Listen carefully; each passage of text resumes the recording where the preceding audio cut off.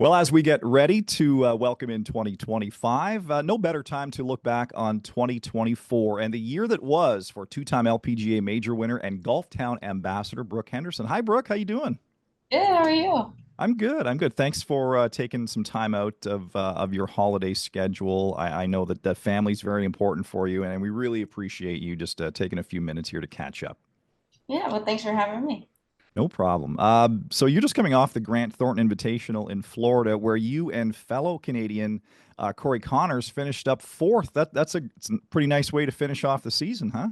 Yeah, it's such a fun event. I love it. It's so unique being able to pair up with the PGA Tour players. And Corey, he's a great friend now after reconnecting last year at the Grant Thornton Invitational. And we just had so much fun playing together, and making that charge on Sunday afternoon was really cool. It was a lot of energy, and we had so much fan support as well, which made it really special. But yeah, to finish fourth is a great way to finish out the year. Yeah. What's the atmosphere like in a tournament like that compared to a regular LPGA event? It's very different. It's a little bit more fun, maybe. Just, it's the end of the year. Everybody's pretty happy. This is the last event before everyone takes a little bit of a break, and especially on the LPGA Tour. And, it's a really fun format. The first day is a scramble, which is really cool because you can be really aggressive and try to make as many birdies as you want. Then the next day is quite stressful for me, alternate shot. Corey is very calm all the time, so I don't think it bothers him too much, but for me, it's a little bit stressful.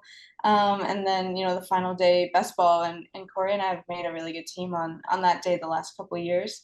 I feel like we can really feed off each other and make some, lots of birdies and even a couple eagles, which is really cool. Yeah, I think that that's a partnership that works, and not that I have any say in it, but keep that partnership together. All right. So you didn't crack the winner circle this year, but you did have nine top 10 finishes. And by any stretch of the imagination, by any metric, that's one heck of a season. How would you sum up your 2024? Yeah, it was a really solid year. Obviously, I would have loved to get into that winner circle again. It's been a little while, so I'm excited for the next opportunity that I have to kind of get back in there and start holding some trophies again. So looking forward to that in 2025, hopefully. But yeah, 2024, I feel like I did a lot of things really well. I feel like my team, we worked diligently in some areas that I needed improvement, and getting those nine top tens, kind of proved that we're on the right track and doing a lot of things really well. And so I think we just need to continue on that trend over the next few weeks, preparing for 2025, and yeah, just try to go out next year and be strong mentally, and try to get off to a fast start. Yeah. You represented Canada for the third time this summer at the Olympic Games in Paris. You finished up in 13th spot, three under. I asked you how different the Grant Thornton is from a regular LPGA event. How different is the Olympic tournament from a regular LPGA event? It was so cool. Paris was amazing. There were so many spectators, so many fans out early, very early Thursday morning, all through the week. So it was an incredible atmosphere. The energy I loved, and to be able to go and represent your country, I'm very proud of that. And it was my third Olympics, which is even cooler. And I was making a charge there on the weekend, which was pretty fun for me. Just to start to see some putts go in and start to make some birdies and climb up the leaderboard. And Sunday afternoon, it was looking sort of promising there for a little while to get into the medal range and medal contention. And I played with Esther, who was the silver medalist. So I was right in it for a long time, which was pretty cool. Unfortunately, I kind of fell apart a little bit on the back nine on Sunday. Just a couple putts didn't fall, but to be right in it in the contention, and see some of my great friends win medals and stand on the podium was pretty cool. Yeah, once again, you did Canada proud. We were cheering loud and long for you. Aside from the golf, what was the best part about the Paris Olympics? Like, what was the food like? What did you guys do for fun? Yeah, we stayed right at the course.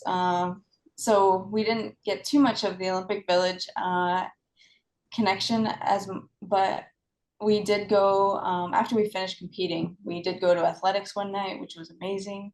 The stadium was packed, and those athletes were really incredible.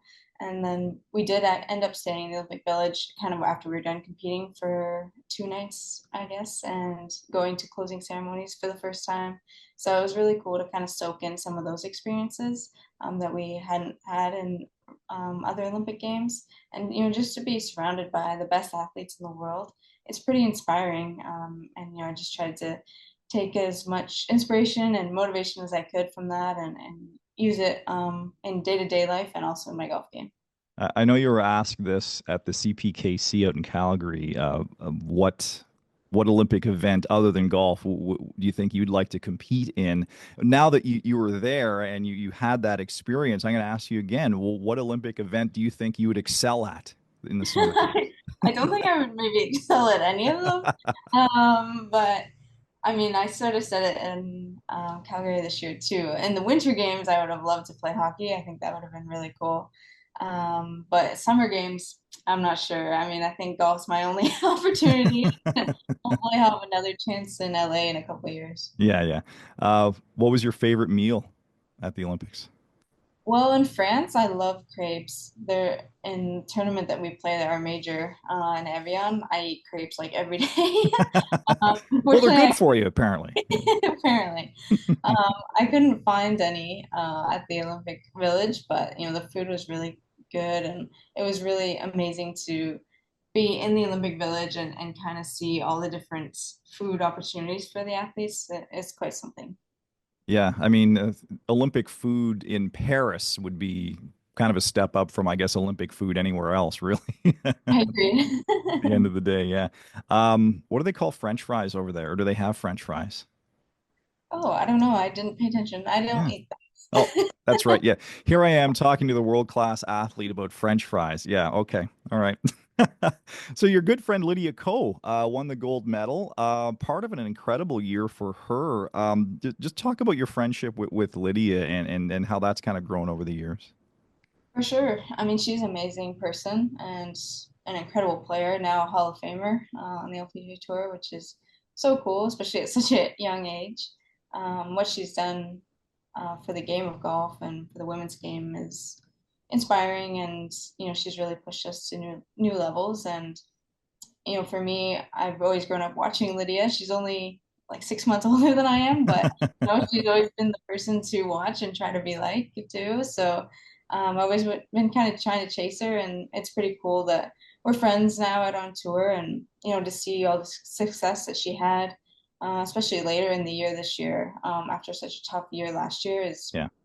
um, just amazing. And I was just really happy for her and excited to see what she's going to do next. Awesome. Well, you're going to be in the Hall of Fame one day, absolutely guaranteed. She went on that tear, by the way, after I interviewed her in the CPKC tour truck in Calgary. I'm not saying I had anything to do with it, but You I'm not did. saying I didn't. That's all I'm saying, Brooke. That's all I'm saying. So just before the Olympics, I hinted at the CPKC Golf Town Tour truck.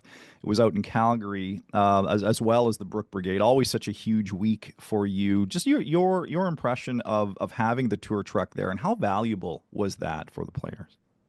For sure. I mean, I love the CPKC Women's Open. It's an incredible event, and the Brook Brigade are always out in full force, and I just feel so much love and support there, which is truly amazing. And to have the tour truck this year, the Golf Town tour truck, was a great addition. Having the opportunity to go in and make those fine-tuned details of your clubs, especially at Calgary where there was elevation changes. So having opportunities to kind of make some changes and dial in your yardages was really key. And so to have that truck right there, right off the range, it was a great opportunity. And I know the players really appreciated it, and I did as well. Yeah, well, the plan is to have it for the next one as well. So we look forward to inviting you back into the tour truck. All right, enough golf. Let's move to the ice, shall we? You were a goalie growing up in the Ottawa Valley, and this summer you signed a partnership with the Ottawa Senators, your favorite hockey team. What are you looking forward to in that partnership? To be able to partner with world-class athletes who are pushing themselves every day and trying to chase their dreams is pretty cool. I'm trying to do that too in a different sport. So I feel like having that partnership is going to be pretty inspiring. And I've I've always loved the Ottawa Senators. I've always loved hockey, and so being able to really cheer them on this year and try to watch as many games as I can, and I'm looking forward to attending a game in 2025. So there's just a lot of really exciting things about it, and even on the golf course, my towel, my water bottle are now Ottawa Senators gear, and just sometimes when I need a little boost, I just look down and I'm like, all right, I can do this. I'll just be like one of the guys, and be tough out there and try to make some birdies. So it's pretty fun for me, and I'm excited to see where the partnership goes. Yeah. Um, like you, I grew up in the Ottawa Valley. I live in Toronto now. I'm a Habs fan. I'm a big fan of yours, and you're an Ottawa Senators fan. I'm so conflicted right now, Brooke. I just You don't know are. what to think. Yeah, it's a tough spot to be in. Tough spot, tough spot. They're not having the greatest of years right now, so who knows? Maybe you strap on the pads and you get back in there, right? Perhaps. Um, so how much equipment tinkering do you do in the off season? Like, is there anything you're going to look really closely at in terms of equipment and possibly make a change? Yeah, so off season is the time where I'd be most likely to make a change. I actually had 7 weeks away from competitive golf, and right after the British Open, before I went to Asia, kind of in September there, and I did make some changes there. I went to TaylorMade headquarters in Canada, and we had a fitting. I changed irons, changed putters, changed shafts in my driver. So I made quite a few big changes, kind of leading into the last stretch of the tour, which I think worked pretty well. I was able to get two top tens and also played pretty well with Corey too. So for a third top 10 in that stretch, which is cool. And but right now I'm also kind of working into some new woods and just trying to make some small changes that Yeah. hopefully will make a difference next year. What iron changes did you make? Yeah, so I was in the P7 MCs before, and I just switched to the P7 CBs. So it's a little bit higher ball flight, and I was looking for that just to be able to stop the ball a little bit better. Um, but I really like the consistency that these ones have been providing, and I've been hitting a lot of greens and rag and giving myself a lot of good birdie looks. So that's all you're really after. Absolutely. That's the only thing you can hope for, just to have a chance, right? So bring us up to speed. When does it all start back up for you in 2025? Yeah, so I have about a month of prep before 2025 season starts, and I'll start back up at the Tournament of Champions in Orlando, where I actually won in 2023. So I love that course, That's and I right. love playing in that event.